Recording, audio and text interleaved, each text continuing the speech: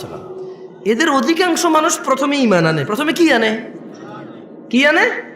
মানে এরা স্বীকার করে বাচ্চা দেয় কে, বৃষ্টি দেয় কে, সুস্থ করে কে, এরা ঈমান আনে।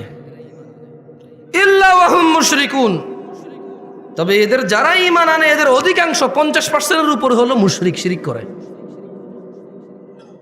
ওই কল্পনা থেকে বের হন যে আপনার বাপ দাদা মুসলমানের জন্য আপনার দ্বারা শিরিক হবে না, কেমন? ওটা থেকে বের হন। আর শোনেন, খালি যে মাজারে গিয়ে, মন্দিরে গিয়ে, তারপরে হচ্ছে কোনো মানুষের পায়ের নিচে, তারপর হচ্ছে কোনো নেতার নিচে, পয়সাওয়ালার নিচে, কোনো মহিলাকে পাওয়ার জন্য এভাবে করলে যে শিরিক হয় তা না।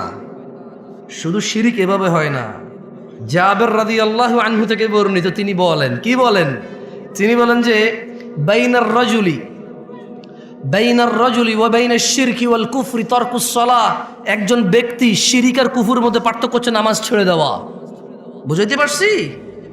আমি বলি নাই, জাবের রাদিয়াল্লাহু আনহু বলছে। বলেন না যে নতুন কথা বলছি। আরে ভাই, আপনি শুনেন নাই? এটা 1450 বছর পুরনো। আপনার মুহাদ্দিসরে জিজ্ঞেস করেন না, জিজ্ঞেস করেন না আপনার এখানে আলিয়া মাদ্রাসার প্রিন্সিপালকে, জিজ্ঞেস করেন না আপনার মসজিদের জুমার খতিবকে, জিজ্ঞেস করেন না আপনার পাড়ার ডাবল টাইটেল পাস মাওলানাকে। বলেন না যে মাওলানা সাহেব, খতিব সাহেব, একটু বলেন না নামাজ ত্যাগকারীর বিধান ইসলামে কি?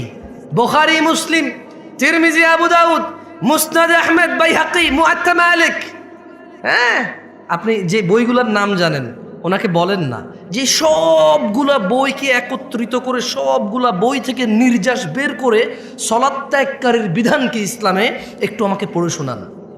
আপনাকে বলতে হবে বাইনাল মুনাফিকিন, বাইনানা ও বাইনাল মুনাফিকিনা শুহুদুল ইশা ওয়াস সুবহ লা ইস্তাতিউনাহুমা। আপনার মোল্লা, মুন্সি, মুহাদ্দিস আমার মতো আর কি, যারা আপনারা 3-4 হাজার টাকা বেতনে রাখেন, দাম নাই আর কি, যারা আমার মতো যাদের মসজিদের ইমামদের, হ্যাঁ, ওনাকে বলেন না, বলেন না